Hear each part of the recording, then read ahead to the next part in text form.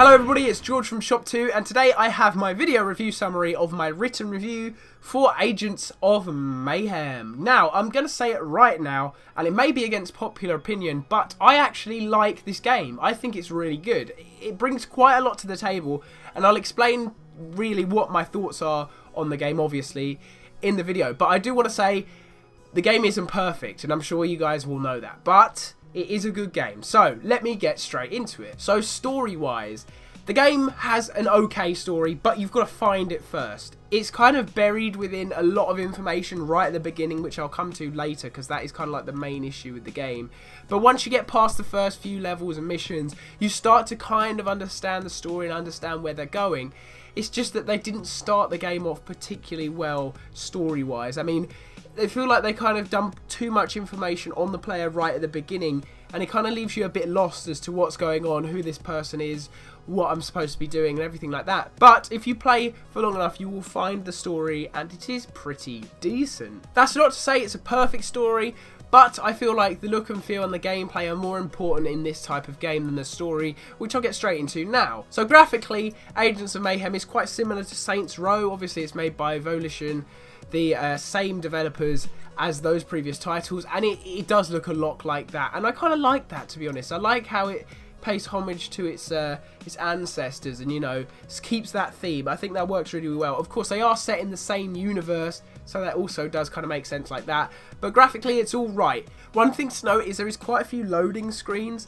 This kind of does get on my nerves because I'm kind of spoilt with like GTA and stuff where you don't really have any loading screens, but they're not very long. They are just really short, and it's kind of like, really, did you actually need a loading screen there? You could have just got on without it, because sometimes they are just so short. The main like overall feel of the game is really, really good. It's got like this funny comedic kind of just chill out and just do some fun stuff kind of feel to the game, which I really, really like. Doesn't take itself too seriously, and I think that works really well with the theme of the game. And I really like how they've kind of kept it casual and a bit of a laugh and everything like that. So yeah, this game feels really, really good overall. Gameplay wise, I split them down into a few subsections, so I'm just going to rattle through those really quickly. Combat, it works really, really well. You really want to switch between your characters because they will be distinctively different. One thing I'll note on is movement, especially with the smaller agile characters. The movement in this game is really nice. You can actually like triple jump and then dash, so you can cover an incredible amount of distance by just like traversing through the environment, and to me that is really, really fun. I don't know why.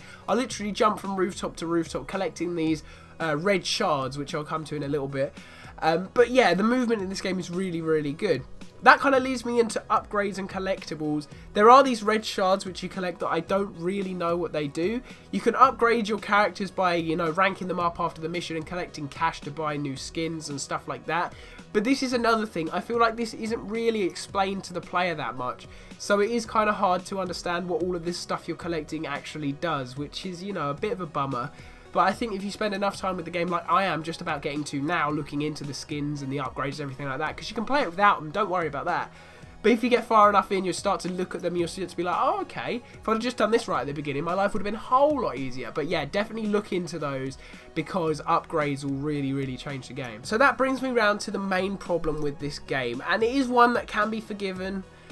What I feel is there's a lot to this game, a hell of a lot to this game. I almost feel like there's too much to this game. I would say it's on like the same kind of scope as GTA, but unlike GTA, it's not all like drip fed to you. It's all given to you right at the beginning, and that can just overwhelm the player. I mean, there's parts of this game that I've spent quite a long time playing this game, but there'll be parts that I'll get to and I'll be like, well, hang on, what does this do? What am I doing here? And it's like a major component of the game that I would have just overlooked or know absolutely nothing about.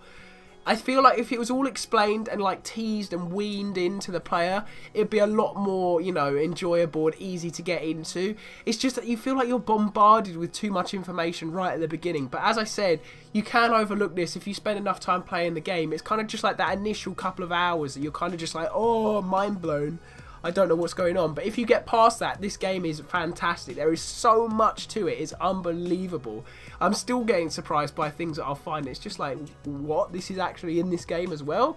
It's incredible. So moving into my conclusion, finally, Agents of Mayhem isn't a Game of the Year contender. It might be, it probably isn't, but it's definitely not a bad game. It's very, very unique in some of the things that it does, which I absolutely love.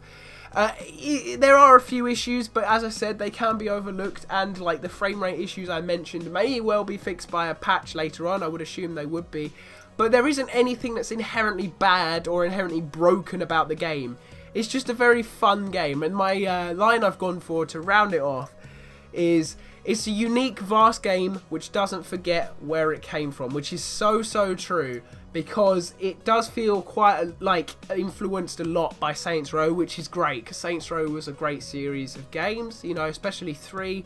4 was a little bit borderline for me, but it feels like it's part of that series, and I really like that about the game, because they kind of tried to distance it away from Saints Row, but it has still got that feel to it, which is really nice, and it makes it a really fun game.